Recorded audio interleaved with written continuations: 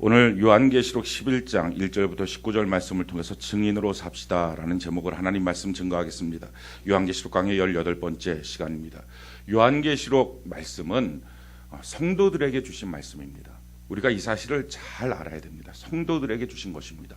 더 정확히 말하면 교회에 주신 말씀입니다. 그래서 요한계시록 2장 3장에 보면 7개 교회에 편지를 보내라 한 내용이 요한계시록의 말씀입니다. 그러니까 요한계시록 전체의 말씀은 교회 안에 있는 성도들을 향하여 하나님의 특별히 마지막 때에 대해서 주신 말씀이 요한계시록의 말씀입니다. 요한계시록 3장 13절 우리가 좀 읽어볼까요? 시작. 귀 있는 자는 성령이 교회들에게 하시는 말씀을 들을지어다. 자, 이 내용이 바로 요한계시록 전체의 주제 말씀이 됩니다. 귀 있는 자가 돼야 된다. 성령이 교회에게 하시는 말씀을 들어야 된다. 성령, 교회, 말씀, 이 세 가지를 붙잡고 마지막 때 이 하나님의 뜻 안에 살아야 된다 하는 것입니다. 그러면 왜 요한계시록 말씀을 오늘날 교회에 그리고 성도들에게 하나님이 주셨을까요? 이유는 두 가지입니다. 한 가지는 성도로서 이 땅을 살아가면서 하나님의 심판에 빠지면 안 된다 하는 것입니다. 이게 첫 번째 이유예요. 오늘날 많은 사람들이 교회를 다니고 예수를 믿노라 하면서도 사실은 하나님의 심판 가운데 빠질 수 있는 사람이 많이 있다. 이게 하나님의 관점입니다. 그래서 7개 교회를 놓고서 그렇게 말씀하시면서 어느 교회는 건강하고 상받을 만하고 근데 어느 교회는 책망받을 만하고 어느 교회는 살아있다 하나 죽은 자와 같고 그게 사실은 교회의 모습이기도 하고 우리 자신의 모습이기도 합니다. 그래서 깨어나야 된다는 것입니다. 우리가 신앙생활 하는데 마지막 신앙생활의 결과가 심판이고 지옥이면 이것처럼 불행한 인생은 없습니다. 그래서 우리 신앙생활에 내가 정말 가는 길이 생명길인지 내가 지금 바르게 가고 있는 건지 아니면 제대로 가고 있지 못한 건지 이 요한계시록의 말씀은 우리를 향해서 그렇게 좀 각성시키고 깨닫게 하시는 그런 말씀입니다. 성경이 나와 있는 말씀처럼 성경, 성령, 교회 이걸 붙잡고 마지막 때 신앙생활을 해야 된다 하는 것입니다. 그래서 귀 있는 자는 성령이 교회들에게 하시는 말씀을 들어라. 성령이 교회에게 하시는 그 말씀 이 세 가지를 붙잡고 살아야 우리가 마침내 우리의 인생의 결론이 감사가 되는 그런 은혜의 삶을 사는 거지 교회당만 왔다 갔다 한다는 것으로 우리의 구원이 보장되지 않는다 하는 것입니다. 그래서 우리가 좀 각성해야 됩니다. 기껏 예수를 믿었는데 마지막 때 심판받는 자라면 이런 어처구니 없고 고통스럽고 황당한 일이 어디 있겠습니까? 내가 열심히 예배를 드리고 교회를 나왔는데 내가 직분이 교회 안에서 목사, 장로, 권사, 집사였고 또 직책을 맡아서 셀장으로 교사로 팀장으로 사역을 했다고 하지만 그럼에도 불구하고 내가 주님이 봤을 때 내가 널 도무지 모르겠다. 그게 실질적으로 마태복음 7장에 나와 있는 사건이거든요. 내가 선지자 노릇했습니다. 그러니까 지금으로 말하면 목회자 했습니다. 셀장, 교사, 팀장 했습니다.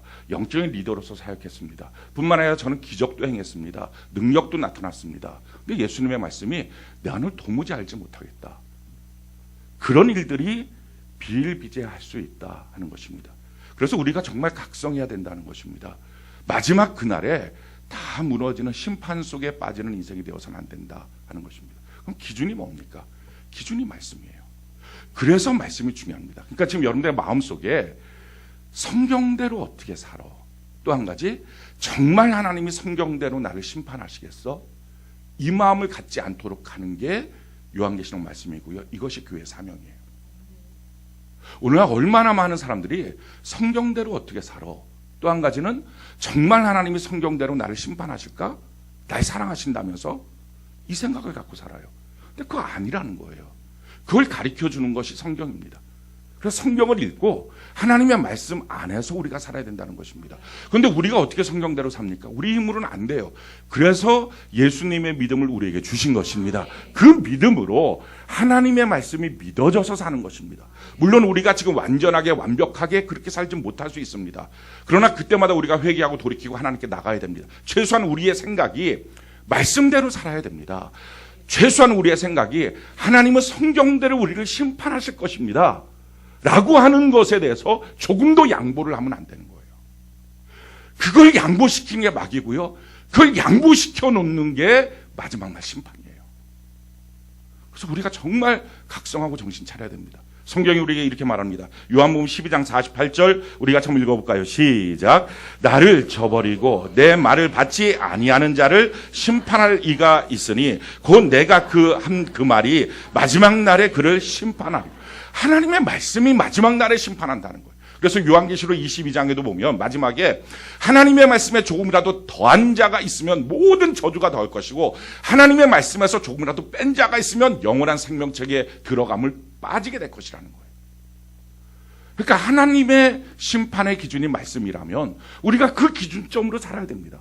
그러니 우리가 날마다 고백하는 겁니다. 우리가 아무리 노력하고 애를 쓴들, 교회에서 아무리 훈련을 받은들 우리가 말씀대로 살 수 있을까요? 못 삽니다.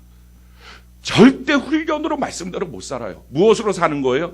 믿음으로 사는 거예요. 어떤 믿음? 예수의 믿음으로 사는 거예요. 그러니까 훈련은 뭐예요? 내가 말씀대로 살아야지라는 훈련이 아니라 말씀대로 못 살게 하는 내 자아를 제거하는 훈련이에요. 정확하게 알아야 돼요. 나를 부인하는 훈련이에요. 아멘이십니까? 그래서 우리가 정확한 길을 가야 된다는 거예요. 그래서 한 걸음 한 걸음 주님 앞에 걸어가는 길이 뭡니까? 하나님의 말씀대로 살겠습니다. 하나님의 말씀대로 이루어질 것입니다. 아멘이십니까? 그렇게 우리가 걸어가야 된다는 거예요. 그럼 결국은 종국적으로 주님께서 우리 그렇게 인도해 주실 거라는 거예요. 그런데 이렇게 살아갈 때 우리 입만 갖고는 안 되잖아요. 그래서 필요한 게 뭡니까? 성령 하나님의 도심이 필요해요. 성령 안 받고 마지막 날까지 갈 수 없다는 거예요. 또 한 가지 도움이 필요한 게 뭡니까? 교회 공동체예요. 우리 신앙생활 혼자서는 못하는 거예요. 하나님의 말씀대로 살아야 된다. 이게 사실은 안 된다는 거예요. 그러니까 처음부터 여러분들이 안 된다는 사실 앞에 서야 됩니다.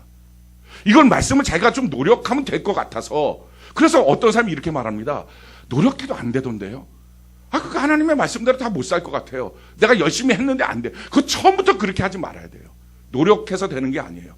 어떻게 하나님의 말씀을 우리의 노력으로 되겠어요? 우리가 노력해서 될 것 같으면 예수님의 십자가가 왜 필요하겠습니까? 우리가 자력 구원을 얻으면 되는 거지. 안 된다는 거예요. 그러니까 하나님의 말씀을 믿는 믿음이 필요하고, 믿음으로 우리의 육체가 움직여지는 거예요. 그래서 내가 육체가 움직여지는 게 아니라, 내 생각이 움직여지는 게 아니라 내 안에 있는 믿음이 움직여지는 거예요. 산돌과 같은 그 믿음이 움직여지는 거예요. 성령님께서 나를 각성시키고 나를 이끌어 가시는 거예요. 교회 공동체가 나와 함께하여 주시는 거예요. 그래서 성경이 이렇게 말합니다. 히브리서 3장 12절로 14절 우리가 좀 읽어볼까요? 시작.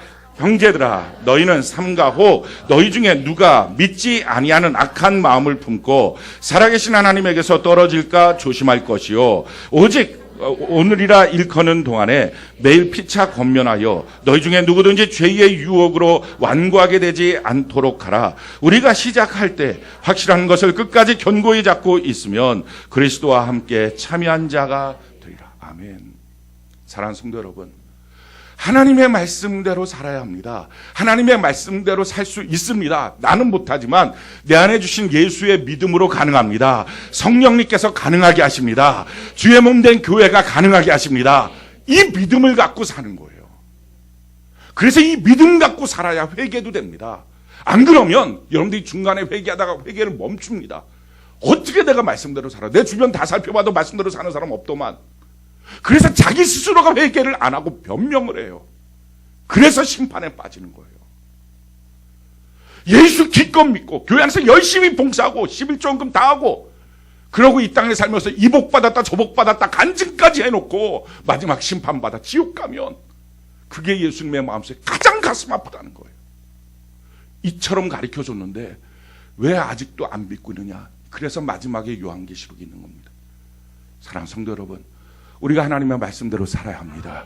아멘이십니까? 우리는 못 삽니다. 그러나 예수의 믿음이 살게 하십니다. 성령 하나님이 살게 하십니다. 주의 몸 된 교회 안에서 살게 하십니다. 그래서 그 교회 안에서 우리가 믿음으로 걸어가야 합니다. 그것이 오늘날 우리에게 권면하시는 말씀이에요. 또 한 가지 말씀, 요한계시록 주신 이유는요, 우리로 하여금 마지막 그날에 상 받지 못할까 봐. 그게 주님의 염려예요. 상 받지 못할까 봐. 우리가 지금 생각할 때는 뭐 상을 뭘 받아, 안 받아도 좋지, 그냥 천국만 들어가면 좋지. 그건 지금 우리가 안 들어가서 하는 우리의 생각이고요.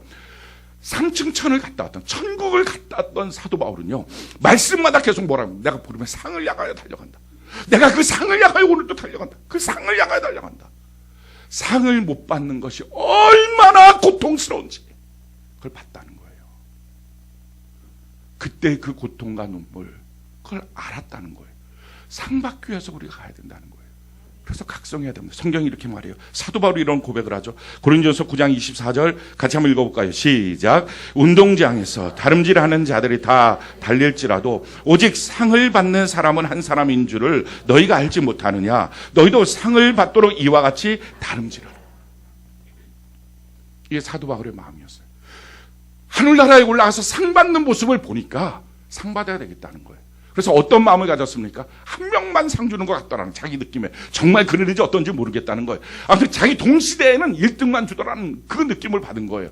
그러니까 나는 1등 돼야 된다. 이 거룩한 욕심이에요. 그래서 다른 사람보다는 내가 더 열심히 주를 섬기고 더 열심히 내가 내 자신을 부인하고 그렇게 살아서 마침내 주님 앞에 서는 그날 상 받아야 되겠다. 이 마음을 가져야 되는 것. 이걸 고민하고 있는 거예요. 그래서 우리에게 뭐라고 말합니까? 쓸데없는 일에 낙심하지 말라는 거예요. 성경이 우리에게 이렇게 말합니다. 예레미야 12장 5절 우리 같이 한번 읽어볼까요? 시작.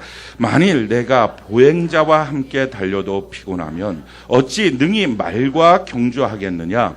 내가 평안한 땅에서는 무사하려니와 요단 강물이 넘칠 때는 어찌하겠느냐. 사랑하는 성도 여러분, 우리의 신앙의 상대들을 자꾸 이 옆을 보면서 내가 그래도 저 사람보단 낫지, 이 사람보단 낫지, 그게 아니고요. 우리의 신앙의 상대가 누구라고요? 인도 땅에서 예배 드리다가 맞아 죽는 사람들, 자원에서 이란 땅에서 그렇게 순교하는 사람들, 이집트 땅에서 직장을 다 빼앗겨도 그렇게 기뻐하는 사람들, 바로 옆에는 북한에서 그렇게 하나님 앞에 기뻐하며 순교당하는 사람들, 그들과 우리가 지금 동시대에 살고 있다는 거예요. 그러니까 동시대에 우리가 어느 날 주님 앞에 딱 섰을 때 누가 상 받겠냐는 거예요. 누가? 그럼 우리가 어차피 아무래도 이게 상 못 받을 것 같다라고 생각이 들고 있다면 그게 지금 뭐라고요? 그게 마귀한테 속는 거라는 거예요. 우리가 상 받을 수 있다는 거예요. 그러니까 쓸데없는 일에 낙심하거나 뭐 저 사람이 저래서 슬퍼요, 이 사람이 이래서 슬퍼요, 이게 뭐 어쩌고 저쩌고 그런 거 하지 말고 그냥 순교하는 사람이 옆에 서 있으면 내가 그런 거 갖고 슬퍼할까, 그런 마음 갖지 말고 믿음으로 달려가는 은혜가 있기를 바랍니다. 이걸 위해서 요한계시록 말씀을 주신 거예요. 우리 마지막 그날에 저도 여러분들 주님 앞에 상 받는 은혜가 있기를 바랍니다. 사도 바울이 최고의 고민을 이거였어요. 이렇게 뜨겁게 말씀을 선포했어요. 그러고 나서 고린도전서 9장 마지막 절에 보니까 이렇게 했는데, 그래갖고 성도들이 막 불을 받은 거예요. 각성을 해갖고 막 뛰어나갔는데 사도 바울은 다 설교하고 난 다음에 자기 마음속에는 약간 냉랭함이 있었다는 거예요. 그래서 혹시 설교는 하고 다 상 받고 나는 버림받을까봐 이게 맨날 설교 후에 두려움이었다는 거예요. 저도 동일해요. 저도 어차피 설교는 하지만 그래서 목사라고 해서 양보하고 싶은 생각은 전혀 없어요. 나는 하나님께 상 받아야 되겠어요. 우리 같이 상 받는 은혜가 있기를 바랍니다. 1등만 상 준다며요. 그럼 어떻게 상 받을 수 있어요? 열심히 달려가서 동시에 주님 앞에 꼬링합시다. 그래서 다 상 받는 은혜가 넘치기를 예수님 이름으로 축원합니다. 그래서 오늘 요한계시록 11장의 말씀은 이렇게 시작을 합니다. 우리 1절 2절을 세 번역으로 한번 읽어봅시다. 1절 2절 같이 한 목소리 시작. 나는 지팡이와 같은 측량자 하나를 받았는데 그때 이런 말씀이 내게 들려왔습니다. 일어서서 하나님의 성전과 제단을 측량하고 성전에서 예배하는 사람들을 세워라. 그러나 그 성전의 바깥들은 측량하지 말고 내버려 두어라. 그것은 이방 사람들에게 내주었기 때문이다. 그들이 그 거룩한 도성을 42달 동안 짓밟을 것이다. 여기서 나오는 숫자 42달, 1290일, 60일, 이런 내용들은 다 1260일, 이런 내용들은 다 상징적인 숫자가 되는 거죠. 근데 여기서 우리가 관심을 기울이는 것이 이겁니다. 하나님께서 지금 요한 보고 뭐라고 말하느냐? 넌 일어나서 하나님의 성전과 제단을 측량하고 성전에서 예배하는 사람을 세워보라는 거예요. 예배하는 사람을 세보고 있다는 사실을 여러분들 아십니까? 이걸 알면 예배를 오늘 드리고 싶다 말고 싶다 평생에 이 생각 못합니다. 성경을 안 읽어서 그런 생각을 하는 거예요. 성경을 안 읽어서. 예배 때마다 하나님은요, 예배 드리는 사람을 세봅니다. 누구 왔는지. 오베데돔 때만 표딱지 붙이는 게 아니고 하나님 우리 평생에 예배를 놓고 세보고 있는 거예요. 누가 예배를 왔는지 안 왔는지. 예배가 뭘까요? 예배는요, 하나님이 부르신 자들만 오는 거예요. 성경이 우리에게 이렇게 말합니다. 요한복음 6장 44절 같이 한번 읽어볼까요? 시작. 나를 보내신 아버지께서 이끌지 아니하시면 아무도 내게 올 수가 없으니 오는 그를 내가 마지막 날에 다시 살리. 하나님께서 부르지 않은 자는 예수님께 나와서 예배할 수 없다. 예수님께 나올 수 없다라는 말씀입니다. 불러야 나온다는 거예요. 누구를 부를까요? 만나고 싶은 사람을. 그러니까 하나님이 사랑하는 사람을 만나고 싶은 거예요. 그게 예배예요. 그래서 부르시는 거예요. 그런데 그냥 부르시는 게 아니에요. 미리 사랑하는 그 사람이 누구인지를 정해놓고 하나님의 때에 그 사람 부르십니다. 그리고 부르신 그를 향한 하나님의 계획이 있어요. 성경이 이렇게 말합니다. 로마서 8장 30절 우리 같이 한번 읽어볼까요? 시작. 또 미리 정하신 그들을 또한 부르시고 부르신 그들을 또한 의롭다 하시고 의롭다 하신 그들을 또한 영화롭게 하셨느니라. 정해놓은 그들을 하나님이 부르신다는 거예요. 부르신 그들을 의롭게 만들어주시고 믿음을 줘서 의롭게 만들어주시고 그리고 영광의 길로 걸어가도록 하는 하나님의 계획이 있다는 것입니다. 그런데 문제는 부르는 사람이 다 오느냐? 그렇지 않아요. 다 올 것 같으면 언제든지 딱딱 100% 그러면 하나님이 수를 셀 것도 없어요. 왜? 하나님이 알아서 불렀으니까 뭘 수를 세겠어요. 근데 문제는 부르는 사람이 다 안 온다는 거예요.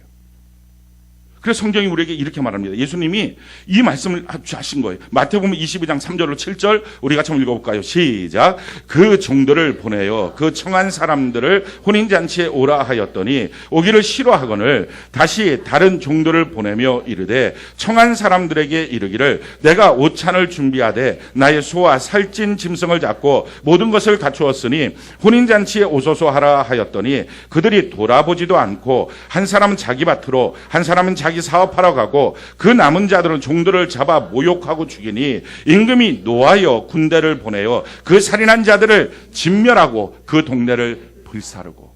자, 성경이 오늘 뭐라고 말합니까? 그 종들을 보내어 그 청한 사람들을 오라고 한 거예요. 그러니까 오라고 한 것은 아무나 오라고 한 게 아니라 그 전에 이미 청해 놓은 거예요. 하나님이 정해 놓으신 거예요. 그들을 오라고 한 거예요. 근데 그래서 오라고 했더니 다 싫어했어요.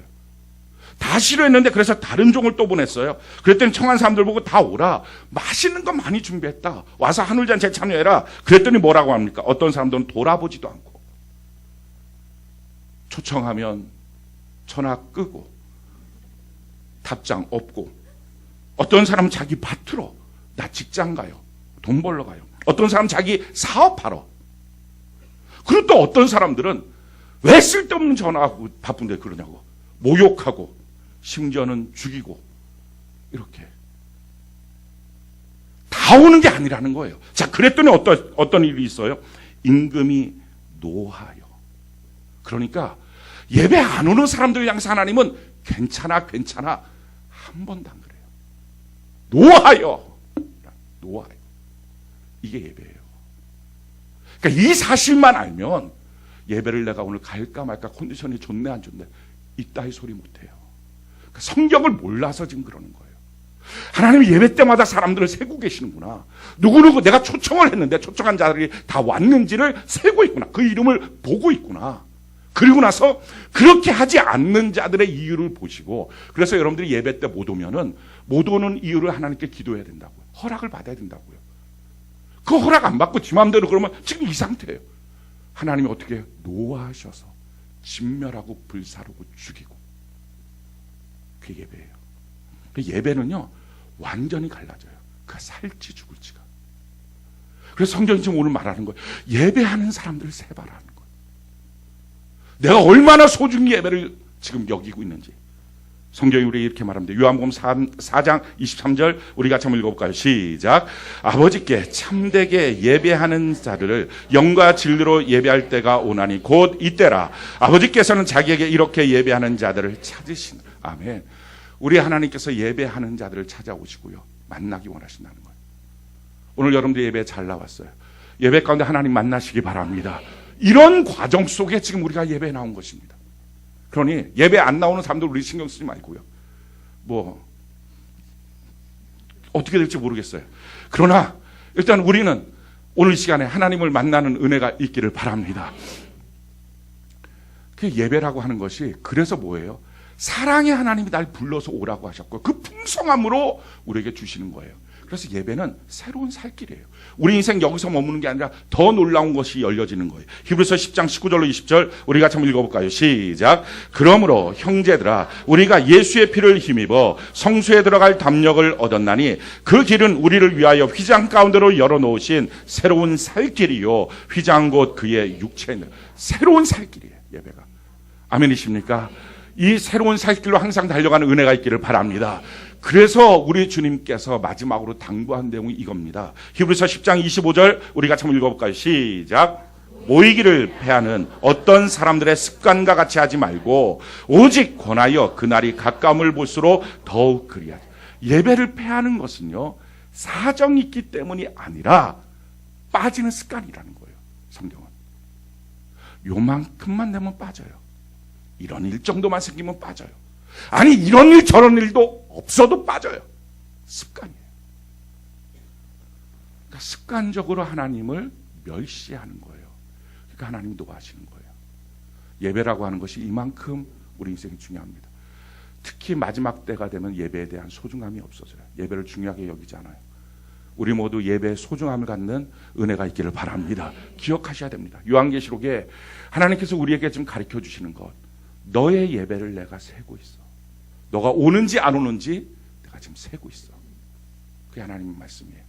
지금 이 말씀은 우리가 요한계시록 지금 10장, 11장, 지난주에 우리 10장 하고 오늘 이제 11장을 하고 있는데 지금 그 말씀은 6번째 나팔을 불고 7번째 나팔 사이의 사건입니다. 말씀드렸던 것처럼 7번째 나팔을 불면 더 이상 회개가 없습니다. 구원의 문은 완전히 닫힙니다. 그러니까 마지막 순간이에요. 그 마지막 순간에 하나님이 하시는 말씀이 누가 심판 가운데 들어가지 않을까? 첫 번째 메시지가 예배드리는 사람. 내가 그 사람을 지금 세고 있어. 누군지 이름을 기억하고 있어. 그거예요.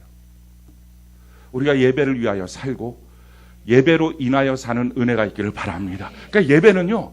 그냥 억만 배로 강조해도 모자람이 없어요.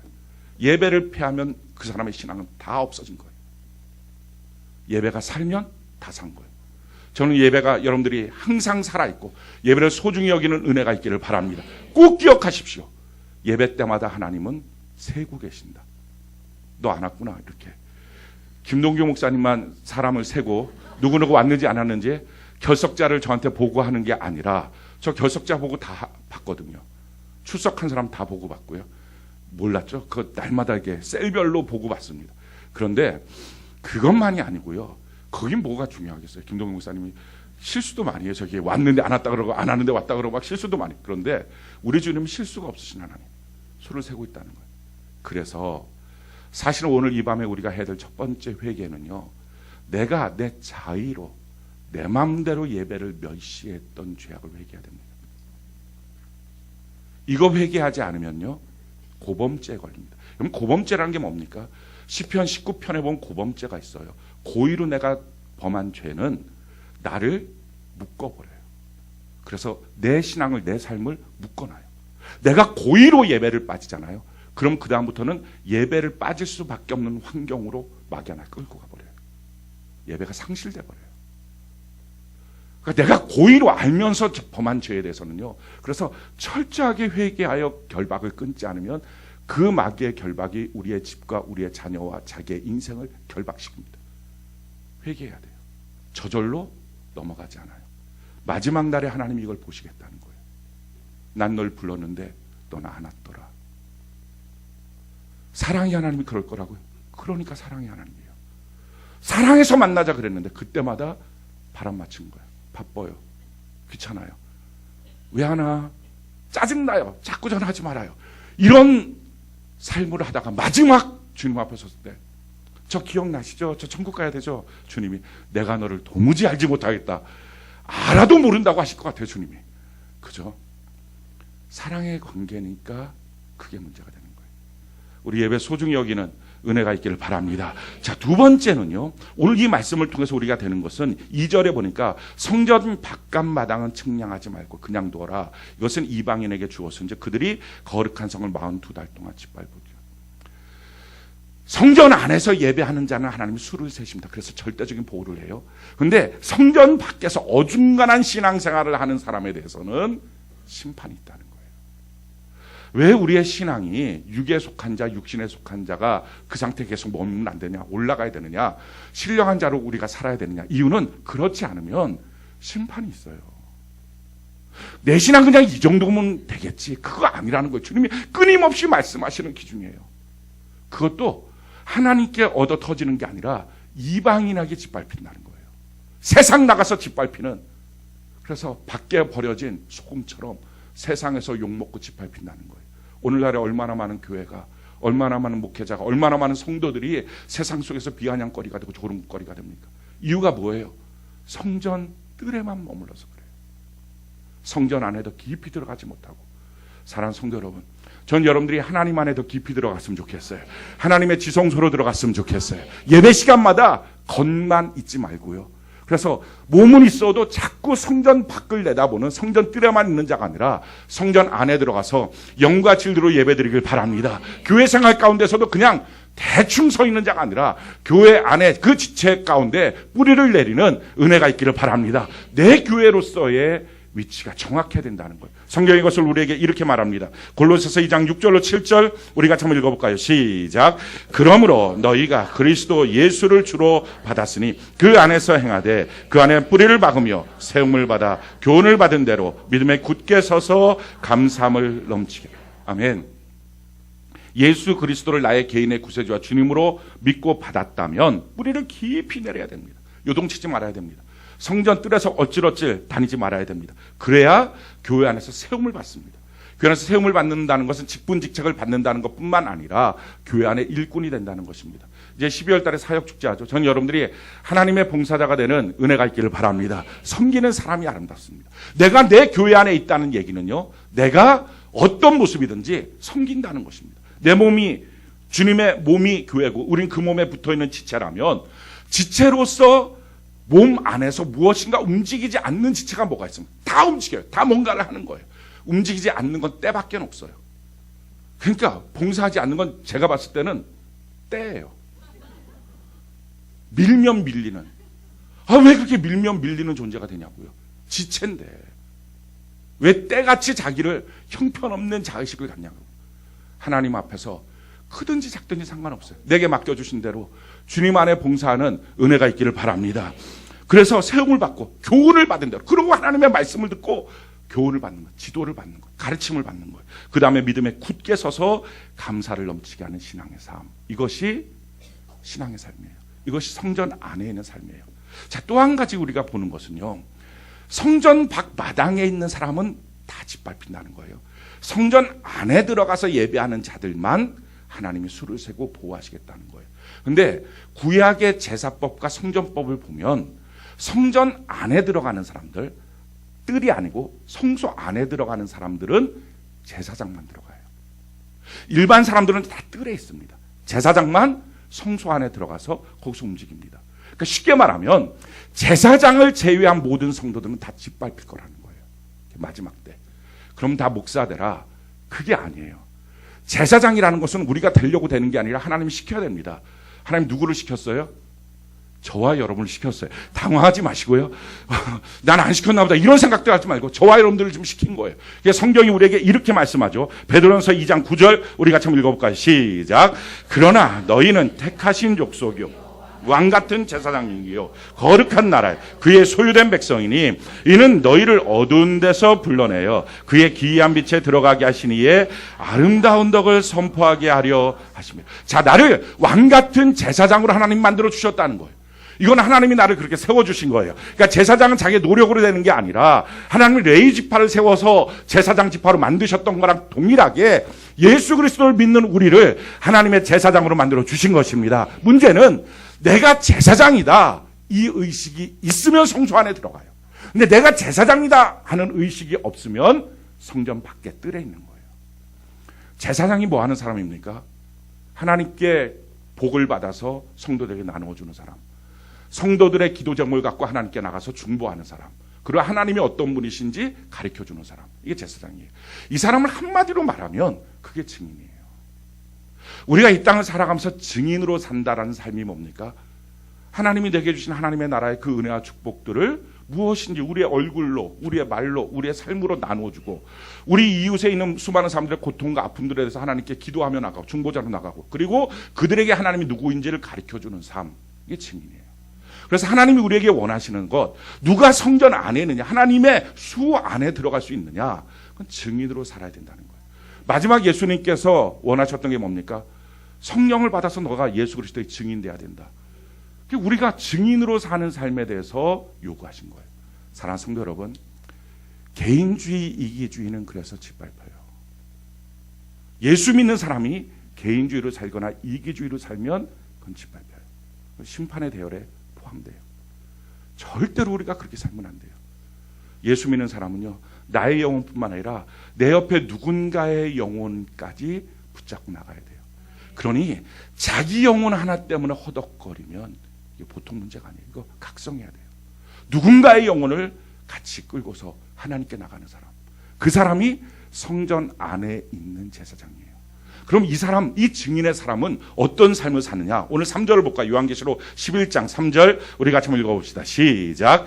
내가 나의 두 증인에게 권세를 주리니 그들이 굵은 베옷을 입고 1260일을 예언하리라. 자, 제일 첫 번째 증인의 삶의 특징은요, 굵은 베옷을 입습니다. 이 굵은 베옷이 세 번역으로 보면 상복입니다. 예수 믿는 삶 마지막 때 하나님이 우리에게 하시는 말씀이 너 절대로 희덕거리고 웃고 다니지 말라는 거예요. 애통하고 울고 다녀야 된다는 거예요. 내 주변에 있는 사람들이 아직도 예수를 믿지 않고, 아니 그것뿐만 아니라 사실 교회 나온다는 사람들조차도 하나님의 말씀의 기준에 아직도 서 있지 않고, 아니 생각 자체가 믿음 자체가 거기 안 있고 자기 혼자 믿는 거예요. 어떻게 말씀대로 살아? 말씀대로 못 살지 뭐. 그냥 나는 구원받은 거야. 그냥 자기가 우겨대고. 얼마나 가슴이 아픕니까? 맨날 만났던 사람인데 마지막 그날에 섰을 때, 천국과 지옥으로 갈라질 때, 그걸 미리 알고 있다면 그게 제사장이거든요. 눈물을 흘리며 살 수밖에 없다는 거예요. 그래서 성경이 우리에게 이렇게 말합니다. 예레미야 9장 1절 우리 같이 한번 읽어볼까요? 시작. 어찌하면 내 머리는 물이 되고 내 눈은 눈물 근원이 되고 죽임을 당한 딸 내 백성을 위하여 주야로 울리로다. 죽임을 당한 내 딸을 앞에 내가 울겠다. 전 딸이 있으니까 이 마음이 느껴져요. 몰라요. 아들은 없어서 이 성경이 아들로 쓰였다면 제가 그렇게 절감은 못했을 것 같아요. 근데 죽임을 당한 내 딸, 그냥 막 가슴이 꽉 치는 거예요. 하나님이 왔을 때 이 땅에 있는 사람들이 다 예수의 신부라면 하나님의 딸일 텐데 죽임을 당한 내 딸을 위해서 어찌 안 울겠니? 어찌 안 울겠니? 예수 믿는 사람은요, 이 땅의 증인으로 사는 사람은요, 눈물밖에 없는 거예요. 어떻게 무엇 때문에 도대체 희덕거릴 수 있습니까? 뭐가 날 즐겁게 못하고 있다고요? 뭐 이런저런 것 때문에 즐겁게 못하고, 그게 아니라 뭐를 주셔도 하나님 나는 눈물밖에 나오지 않습니다. 여러분들의 가족 가운데는, 여러분들의 세런들 가운데는, 여러분들 이웃은 어떤가? 죽임을 당할 하나님의 딸. 두 번째는요, 이 증인의 특징은 1260일을 예언합니다.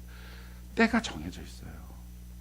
오늘 전도 못하면 내일 하면 되지, 내년에 하면 되지. 내게 전도할 수 있는 하나님의 기간이 있다는 거예요. 뿐만 아니라 시기적으로도 7번째 나팔이 부는 그 순간부터 전도는 없습니다. 왜 전도가 없냐면은 구원이 없어서 그래요. 마지막 때라서.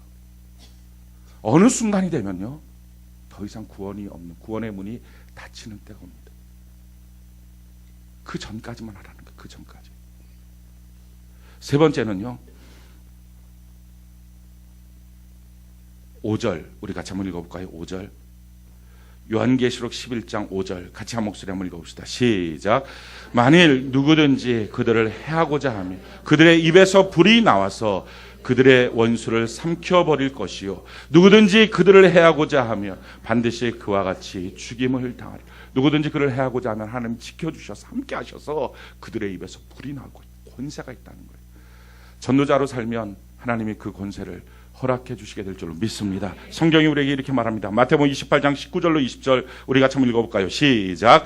그러므로 너희는 가서 모든 민족을 제자로 삼아 아버지와 아들과 성령의 이름으로 침례를 베풀고 내가 너희에게 분부한 모든 것을 가르쳐 지키게 하라. 볼지어다 내가 세상 끝날까지 너희와 항상 함께 있으리라 하시니라. 하나님이 함께 하시는 삶, 전도자에게 주신 하나님의 약속입니다. 하나님이 함께 하십니다. 또 한 가지 전도자의 삶, 하나님이 기대하는 삶이 어떤 삶입니까? 우리 6절 같이 한번 볼까요? 6절 같이 한 목소리 시작. 그들이 권능을 가지고 하늘을 닫아 그 예언을 하는 날 동안 비가 오지 못하게 하고 또 권능을 가지고 물을 피로 변하게 하고 아무 때든지 원하는 대로 여러 가지 재앙으로 땅을 치르라. 하나님께서 지금 원하시는 마지막 이때의 증인 두 사람인 거예요. 그 두 사람이 어떤 사람이에요? 엘리야와 모세예요. 지금 여기 6절의 내용을 보면 하늘을 닫아 그 예언하는 날 동안 비가 오지 못하게 하고 이게 엘리야가 있었던 사건의 기록입니다. 또 한 가지 물을 피로 변하게 하여 나일강물을 피로 변하게 하죠. 무엇이든지 원하는 대로 여러 가지 재앙 10가지 재앙을 내리게 했던 사람 이 사람이 바로 모세입니다. 그러니까 지금 하나님이 원하는 증인되는 삶의 모습 그것은 엘리야 같은 삶 모세와 같은 삶입니다. 그러니까 하나님이 지금 우리에게 요구하는 삶이 이런 삶이에요. 마지막 순간에 증인으로 살아야 하나님이 보호하신다. 증인으로 살아야 하나님의 구원의 반열 안에 있다. 그렇지 않으면 이방인에게 짓밟히는 인생을 살 것이다. 그런데 그 증인의 삶이 뭐냐? 그것은 엘리야처럼 모세처럼 사는 거라는 거예요. 그럼 엘리야는 어떻게 살았습니까? 하나님이 보셨던 게 지금 뭡니까? 성경이 우리에게 이렇게 말합니다. 열왕기상 16장 30절로 17장 1절까지 우리 같이 한번 읽어볼까요? 시작. 오므리의 아들 아합이 그의 이전의 모든 사람보다 여호와 보시기에 악을 더욱 행하여 느밧의 아들 여로보암의 죄를 따라 행하는 것을 오히려 가볍게 여기며 시돈 사람의 왕 엣 바알의 딸이 이세벨을 아내로 삼아 가서 바알을 섬겨 예배하고 사마리아에 건축한 바알의 신전 안에 바알을 위하여 제단을 쌓으며 또 아세라 상을 만들었으니 그는 그 이전에 이스라엘의 모든 왕보다 심히 이스라엘 하나님 여호와를 노하게 하였더라. 그 시대에 베델 사람 히엘이 여리고를 건축하였는데 그가 그 터를 쌓을 때 맏아들 아비람을 잃었고 그 성문을 세울 때 막내 아들 수굽을 잃었으니 여호와께서 눈의 아들 여호수아를 통하여 하신 말씀과 같이 되었더라. 길르앗에 우거하는 자 중에 디셋 사람 엘리야가 아합에게 이르되 내가 섬기는 이스라엘의 하나님 여호와께서 살아계심을 두고 맹세하노니 내 말이 없으면 수년 동안 비도 이슬도 있지 아니하리라 하니라. 지금 엘리야가 있었던 시대의 특징을 이렇게 말합니다. 다 우상을 섬겼던 시대라는 거예요. 하나님의 말씀에 대해서는 아무도 안 믿었다는 거예요. 그게 실제다 이 말씀 하나도 안 믿었다는 거예요. 그래서 하나님의 말씀은 여리고성을 다시 세우고 그러나서 그 문을 만들면 장남 막내 아들 죽일 거다. 하나님 분명히 말씀하셨거든요. 여호수아서에 보면. 그런데 그것을 알면서도 안 믿은 거예요. 하나님이 설마 말씀대로 그런 시대였어요. 근데 그 시대에 엘리야라는 사람을 소개하는데 디셉 사람 엘리야예요. 대부분 유명한 사람 누구의 아들 누구의 현손 이런 식으로 소개합니다. 이스라엘은. 그런데 그렇게 안 하고 디셉 사람 엘리야라는 말은요. 디셉이라는 동네는 우리로 말하면 교화쯤이에요. 전체 대한민국에서 교화를 아는 사람 몇 안 됩니다. 우리끼리만 아는 교화지 뭐 운정은 뭐 많이 할 것 같아요. 도찐개찐이에요. 그러니까 이거 별로 아는 사람은 똑같아요. 디셉이라는 동네는 지금 찾으려면 찾기도 매우 힘든 동네, 조그만한 동네. 그러니까 얼마나 엘리야라는 사람을 소개할 말이 없으면 디셉 사람이에요. 우리를 소개할 말이 없으니까 우리는 교화 사람. 뭐 이렇게 소개하는 거 이게 참 어떻게 보면 아무것도 아닌 사람이라는 거예요. 근데 그 사람이 뭘 했어요? 지금 이 시대를 보니까 하나님의 말씀을 다 어겨요. 하나님의 말씀을 믿지도 않아요. 하나님의 말씀대로 살지도 않아요. 성경을 보니까 신명기에서 보니까 이렇게 하나님의 말씀대로 안 살면 신명기 28장에 보니까 하늘은 노시되고 땅은 다 처리되어서 하늘에서 비도 없고 이슬도 없을 것이다. 그 말씀이 믿어졌어요. 그래서 외치는 거예요. 누구의 왕 앞에 가서. 지금은 하나님의 말씀을 믿지 않는 시대니 성경 그대로 하늘에서 비가 없고 이슬도 없을 겁니다. 선포를 했어요. 근데 선포할 그때만 해도 뭐가 있었어요? 이슬도 비도 있었던 때입니다. 왜? 아합 시대가 북이스라엘 왕국 중에서 가장 번성했던 때예요. 그 아합 왕 때는요, 이스라엘 골짜기인데 거기에 황금 물결을 쳤다 그랬어요. 아주 번성했던 때예요. 비 잘 오고 이슬 잘 와서 곡식 잘 열매 맺고. 근데 그 시대에 가서 비 오는데 안 옵니다. 하나님의 말씀대로라면 외치는 거예요. 하나님은요, 누구든지 하나님의 말씀을 믿고 외치는 한 사람을 기대하고 있었어요. 그 다음부터 3년만 동안 비가 하는 거예요. 누가 하나님의 말씀을 믿을 거냐? 증인이 어떤 사람이라고요? 하나님의 말씀을 믿는 사람. 하나님의 말씀을 믿는 사람. 그래서요, 마지막 시대에 하나님이 원하는 게 뭐예요? 너 말씀 먹어야 된다. 말씀 읽고 말씀 먹어야 된다. 알지도 못하는 말씀 어떻게 믿고, 알지도 못하는 말씀대로 내가 살고 내가 심판받을 거다. 이걸 어떻게 믿겠어요? 세상 헛된 거에 관심 쓰지 말고 하나님의 말씀 읽고 믿고 행하는 은혜가 있기를 바랍니다. 이 엘리야가 외쳤던 게 이거예요. 백성들에게 이렇게 말합니다. 열왕기상 18장 21절 우리 같이 한번 읽어볼까요? 시작. 엘리야가 모든 백성에게 가까이 나와 이르되 너희가 어느 때까지 둘 사이에서 머뭇머뭇하려느냐? 여호와가 만일 하나님이면 그를 따르고 바알이 만일 하나님이면 그를 따를지니라 하니 백성이 한마디도 대답하지 아니하는지라. 엘리야가 외쳤던 게 이거예요. 야, 너 정말 하나님 믿을 거냐 아니면 세상 믿을 거냐? 선택해. 그랬더니 그 이스라엘 백성들이 한마디도 안 했다는 거예요. 이거는 마음에 찔려서 회개하는 동안이 아니라 그런 말에 싱긋도 안 했다는 거예요. 그런 시대였어요. 우리가 뭐라고 말해도 싱긋도 안 나요. 저는 우리 교회 성도들은 싱긋을 했으면 좋겠어요. 다 하나님의 말씀 앞에 막 찔리 믿고 기뻐하고 통곡도 하고 삶이 바뀌어지는 은혜가 있기를 바랍니다. 하나님의 말씀을 믿는다는 것은요, 그 순간부터 삶의 태도가 바뀌어지고 자기의 감정이 바뀌어지고 자기의 생각이 바뀌어지는 거예요. 하나님, 내가 하나님의 말씀대로 믿고 행하겠습니다. 이 믿음이 있는 은혜가 있기를 바랍니다. 이 믿음이 우리 안에 나오는 게 아니라 예수의 믿음을 내게 주셨으니 예수의 믿음을 다 더럽혀 놓지 말고 그걸 꺼내서 내가 갖고 있었던 나의 감정, 생각으로부터 났던 믿음을 다 버리고 예수의 믿음으로 살아가는 은혜가 넘치기를 예수님 이름으로 축원합니다. 머뭇 언제까지 하겠느냐? 하나님과 세상을 언제까지 머뭇 양다리 걸치고 살겠느냐? 그래서 마침내 이스라엘 백성들에게 이렇게 합니다. 열왕기상 18장 36절 우리 같이 한번 읽어볼까요? 시작. 저녁 소재 드릴 때 이르러 선지자 엘리야가 나아가서 말하되 아브라함과 이삭과 이스라엘의 하나님 여호와여, 주께서 이스라엘 중에서 하나님이신 것과 내가 주의 종인 것과 내가 주의 말씀대로 이 모든 일을 행하는 것을 오늘 알게 하옵소서. 하늘에서 불을 내려주세요. 이 기도를 어떻게 합니까? 우리의 하나님이 정말 살아계신 하나님인 것, 내가 지금 하나님의 종인 것, 하나님의 말씀대로 사는 우리에게 말씀이 이루어지는 것, 하나님 증명시켜주세요. 우리도 이 기도를 하는 은혜가 있기를 바랍니다. 하나님의 말씀을 믿자고요. 하나님의 말씀을 믿자고요. 하나님의 말씀을 믿자고요. 아멘이십니까? 현상, 상황, 생각 믿지 말고 하나님의 말씀을 믿는 은혜가 있기를 바랍니다. 병도 어떻게 낫습니까? 믿음으로 낫습니다. 예수가 채찍에 맞음으로 내 병은 나음을 받았다. 현상에 묶이지 말고 말씀으로 믿으시기 바랍니다. 아멘이십니까? 예수의 말씀을 온전히 믿는 것, 하나님이 정말 살아계신 하나님인 것을 내가 믿고 있습니다. 이게 엘리야였어요. 그런 증인의 삶. 두 번째는요, 모세와 같은 삶이에요. 모세와 같은 삶을 한마디로 말하면 어떤 삶입니까? 히브리서 11장 24절 26절 우리 같이 한번 읽어볼까요? 시작. 믿음으로 모세는 장성하여 바로의 공중의 아들이라 칭함받기를 거절하고 도리어 하나님의 백성과 함께 고난받기를 잠시 죄악의 낙을 누리는 것보다 더 좋아하고 그리스도를 위하여 받는 수모를 애굽의 모든 보화보다 더 큰 재물로 여겼으니 이는 상주심을 바라봅니다. 자, 모세의 특징은 뭡니까? 거절하고 더 좋아하고 수모를 받는 것을 더 큰 재물로 여겼다는 거예요. 세상 사람과 기준이 완전히 달랐어요. 우리가 세상과 기준이 다른 은혜가 있기를 바랍니다. 편안한 길, 바로의 공주의 아들이라고 할 수 있는 그 길을 거절하고. 왜요? 하나님의 백성과 함께 있고 싶어서. 내가 지금 누구랑 함께하고 싶으냐는 거예요. 내가 누구랑 지금 함께하는 사람으로 살고 싶으냐는 거예요. 내가 하나님의 백성과 함께하는 삶, 내가 그리스도를 위하여 받는 수모에 대해서 내가 더 큰 재물로 여겼습니다. 애굽의 모든 보화보다 더 큰 재물로 여겼습니다. 사랑하는 성도 여러분, 세상에 있는 것들 가운데 그거 믿고 따라가고 좋아할 거 별것 없습니다. 우리 그러지 말고 모세와 같은 삶으로 살아가는 은혜가 있기를 바랍니다.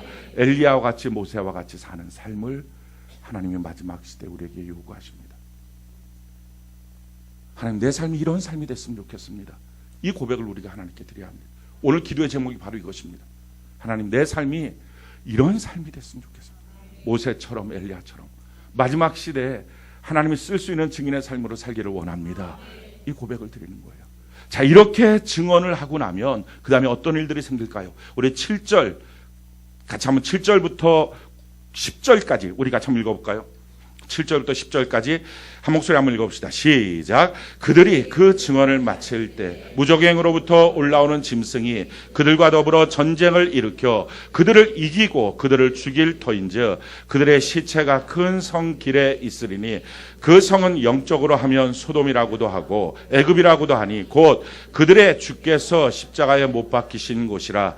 백성들과 족속과 방언과 나라 중에서 사람들이 그 시체를 사흘 반 동안을 보며 무덤에 장사하지 못하게 하리로다. 이 두 선지자가 땅에 사는 자들을 괴롭게 한 고로 땅에 사는 자들이 그들의 죽음을 즐거워하고 기뻐하여 서로 예물을 보내리라 하더라.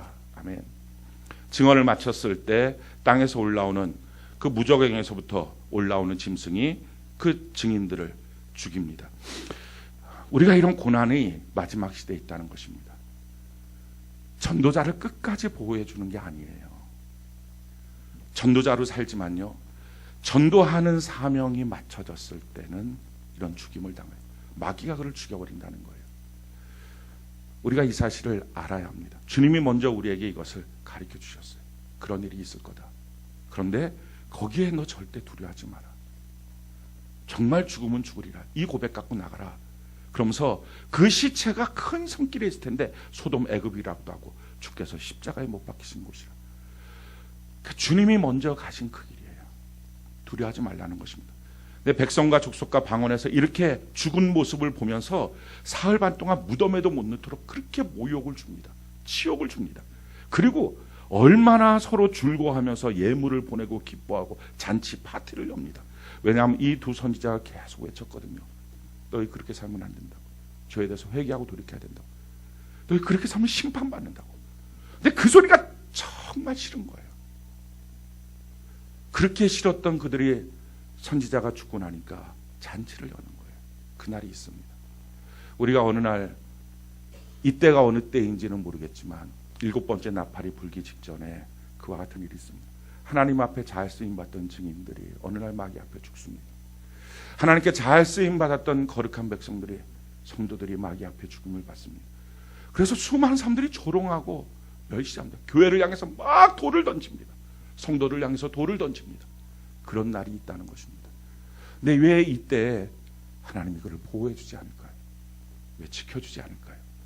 이유가 있어요.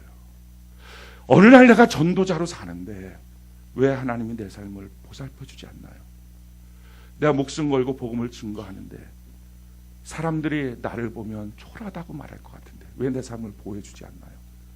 이렇게 전도하고 집에 돌아가면 천사를 보내서 설거지도 좀 해주고 청소도 좀 해주면 얼마나 깔끔하고 증거도 많고 좋을 텐데 집에 가면 정말 지저분한 거 덩어리로 있고 그거 다 해야 되고 예배 마치고 집에 가면 애들이 싹 깨끗하게 정리해놓고 어머니 오셨습니까? 다 인사하고 딱 누워서 이제 저는 취침에 빠지겠습니다. 이렇게 하고 있으면 좋은데 그게 아니라 막 난장을 벌리고 막 뛰어다니고 믿지 않는 남편은 소리 지르고 주님 어떻게 이런 상태로 만들어 놓습니까? 이유가 있다고요. 왜 다 무너지는 모습을 하나님 그냥 내버려 두십니까? 마귀 앞에 더러운 귀신 앞에 죽고 있는 증인의 삶을 왜 내버려 두십니까? 왜 그 조롱과 멸시를 받고 천대를 받는 일들을 내버려 두십니까? 그 이유가요 11절부터 13절까지 있어요. 11절부터 13절까지 우리 같이 한번 읽어볼까요? 시작. 3일 반 후에 하나님께로부터 생기가 그들 속에 들어가매 그들이 발로 일어서니 구경하는 자들이 크게 두려워하더라. 하늘로부터 큰 음성이 있어 이리로 올라오라 함을 그들이 듣고 구름을 타고 하늘로 올라가니 그들의 원수들도 구경하더라. 그때 큰 지진이 나서 성 10분지 1이 무너지고 지진에 죽은 사람이 7천이라. 그 남은 자들이 두려워하여 영광을 하늘의 하나님께 돌리더라. 그렇게 조롱과 멸시가 있을 때 하나님께서 하나님으로부터의 생기가 들어갑니다. 다 죽어버린 것 같은 그 사람이 벌떡 일어납니다. 다 깨어져 버린 것 같은 가정에서 회복의 역사가 있습니다. 인생에 무너져 있는 곳에서부터, 병든 곳에서부터 하나님의 고침과 회복과 풍성함이 일어납니다. 사람들이 놀라기 시작합니다. 이게 도대체 무슨 일이야? 다 무너지고 다 깨졌는데. 그때 하나님께서 말씀합니다. 올라오라. 구름을 타고 영광 가운데 하나님께 올라가는 모습을 그를 향하여 도전했던 많은 사람들 그 자리에서 봅니다. 근데 그 순간에 큰 지진이 나서 성의 10분질이 무너지고 7,000명이 죽습니다. 이 7,000명이라는 숫자는요, 상징적인 숫자. 많은 사람이 죽는 거예요. 그 모습을 보고 뭐가 있습니까? 그 남은 자들이 두려워하여 영광을 하늘에 하나님께 돌리더라. 이것 때문에 그런 거예요. 이게 마지막 구원이에요. 그 뒤로는요, 한 명도 구원받지 못해요. 근데 마지막 그 시대의 구원을 얻기 위해서는 증인된 사람이 죽는 지경까지 가야 된다는 거예요. 우리가 마지막 내 가정을 향하여 복음을 증거하는 것은 내가 죽는 자리까지 들어가야 된다는 거예요. 두려워 떨면서 비겁하게 도망치지 말고 죽는 그 자리까지 들어가고 끝까지 하나님의 말씀을 믿으면서 그 자리까지 들어가고 그 일을 하는 그 순간에 다 조롱과 멸시를 받고 그렇게 있을 때 하나님으로부터 생기가 나서 올라와서 그 증거 때문에 주변에 있던 수많은 사람들이 너무 두려워서 진짜 하나님 살아계시는구나, 하나님께 영광을 돌리기 시작하였다. 마지막 구원의 역사가 나타나기 시작했다는 거예요. 그 일이 있고 난 다음에 바로 7번째 나팔이 붑니다. 말씀드렸죠. 7번째 나팔이 불면 그 다음에 7개의 진노의 대접이 쏟아지고 그 뒤로 아무도 구원받지 못해요. 천국의 장막 성전의 문이 닫혀버립니다. 마지막 구원의 역사, 어쩌면 지금 이 시대를 향하여 우리가 지금 달려가고 있어요. 이 마지막 구원의 역사는 어떻게 이루어집니까? 우리의 알량한 말 몇 마디로 이루어지지 않아요. 차 몇 잔 사는 걸로 이루어지지 않아요. 그냥 그렇게 친분을 맺는 걸로 이루어지지 않아요. 정말 그때에 가서는 엘리야처럼 모세처럼 하나님의 말씀을 나는 믿고 산다고, 하나님의 말씀 때문에 내가 편하게 갈 수 있는 것, 좋은 것들 포기하고 주님 앞에 섰다고 사람들이 다 조롱하고 멸시하고, 그래 너 이렇게 믿어야 된다고, 이게 신앙의 길이라고. 마침내 그를 향해서 돌을 던지고 무너졌을 때 그럼에도 불구하고 비겁하게 도망가지 않고 주님 앞에 그대로 서서 죽음의 그 자리, 십자가의 그 자리까지 걸어간 그 사람한테 하늘의 생기가 들어가고 그를 다시 살려주는 걸 통해서 죽고 사는 것을 통해서 마지막 구원이 있어요. 여러분들의 가정 안에서 이 마지막 구원의 대상자들이 있습니다. 늘 주변에 마지막 구원의 대상자들이 있어요. 그래서 하나님이 우리에게 요구하시는 거예요. 너 제사장처럼 증인처럼 살아야 돼. 그때를 위해서 준비해야 돼. 복음 몇 마디 증거해서 믿지 않는 남편, 복음 몇 마디 증거해서 믿지 않는 자녀, 하나님이 우리 보고 너 증인돼야 돼. 지금 그거 준비하라는 거예요. 하나님, 내가 끝까지 무너지지 않고 서 있겠습니다.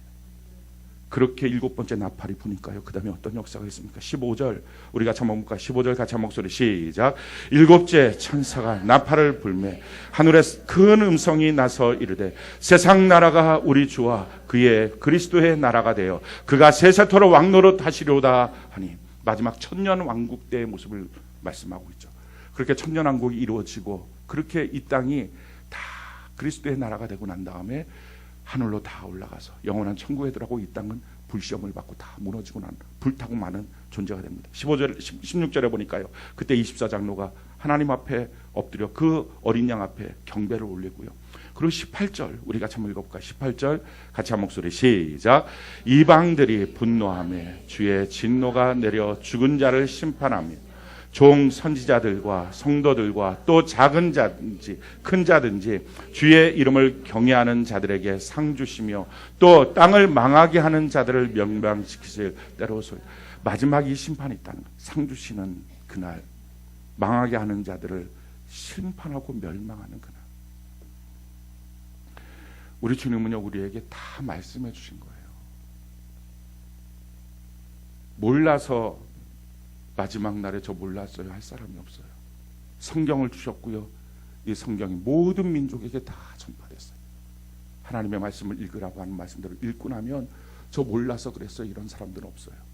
주님 앞에 서서 이 말씀대로, 그러니까 믿지를 않으니까 세상 유혹 가운데 너무 많이 빠져 사니까. 그동안 살았던 신앙의 삶 그대로 살아도 별로 문제 안 될 거라고 생각하고 사니까. 하나님이 우리에게 원하시는 것은요, 그냥 대충 교회 나오고 예배드리고 은혜 좀 받았다는 삶이 아니고요, 증인으로 제사장으로 사는 삶을 원하십니다. 그렇지 않으면 정말 안타까운 일이지만 심판받는다는 거예요. 그러니 이 말씀을 들은 사람하고 듣지 않는 사람하고 어떻게 같겠습니까? 신앙생활이 어떻게 교회 생활이 똑같겠습니까? 사랑하는 성도 여러분, 어느 날 주님이 우리를 쓰실 거란 말이에요. 우리 주변에 있는 누군가를 향해서 저 사람 너가 죽어야 믿을 것 같다. 그 자리에 우리 쓰는 거예요. 너가 죽어야 그 사람 믿을 것 같다. 사도 바울은요, 이 믿음을 갖고 신앙생활하고 살았어요. 성경이 우리에게 이렇게 말합니다. 고린도후서 4장 10절로 12절 우리 같이 한번 읽어볼까요? 시작. 우리가 항상 고린도후서 4장 10절로 12절 같이 한 목소리 시작. 우리가 항상 예수의 죽음을 몸에 짊어짐은 예수의 생명이 또한 우리 몸에 나타나게 하려 함이라. 우리 살아있는 자가 항상 예수를 위하여 죽음에 넘겨짐은 예수의 생명이 또한 우리 죽을 육체에 나타나게 하려 함이라. 그런즉 사망은 우리 안에서 역사하고 생명은 너희 안에서 역사합니다. 초대교회 때서부터요, 누군가의 죽음 그 순교의 현장을 통해서 예수를 믿을 수밖에 없는 완고했던 사람들이 있었어요. 그 중에 한 사람이 사울, 이 사도 바울이에요. 스데반의 죽음의 현장에서 그때서야 예수를 믿었던 사람. 사도 바울은 아는 거예요. 그것처럼 나도 언젠가 누구 앞에 죽어야 나의 죽음을 통해서 그가 예수를 믿겠구나. 내가 예수의 죽음을 짊어지고 사는 것은 누군가에게 예수의 생명을 나타내야 되겠구나. 우리는 어떤 마음의 준비를 하고 삽니까? 예수 믿고 복 받고, 예수 믿고 돈 벌고, 예수 믿고 평화롭고, 예수 믿고 기쁘고, 그게 전부입니까? 주님이 우리에게 말씀하시는 거예요. 증인돼야 돼. 너에게 그 사명이 있어. 너 옆에, 지금은 너가 잘 모르겠지만 너 옆에 너가 죽어야 예수 믿을 수 있는 사람이 있어. 난 그 사람 예수 믿었으면 좋겠어. 널 위해서 내가 죽은 것처럼 너도 그 사람 위해서 죽으면 되지 않니? 주님은 우리를 다시 살려주시고 회복시켜 주실 겁니다. 지금 아마 이 믿음이 우리가 준비가 안 돼 있을 수는 있습니다. 그러나 그 마음을 갖고 기도부터 시작해야 되지 않겠어요? 주님이 나를 그렇게 쓰시겠다고 하면 나는 싫어요. 그러면 안 되는 거잖아요. 우리 아직 마음의 준비가 안 돼 있고 그 믿음의 분량이 아직 안 돼 있다면 오늘 이 밤이 하나님께 나가서 기도부터 시작하는 밤이 되는 은혜가 넘치기를 예수님 이름으로 축원합니다. 우리 같이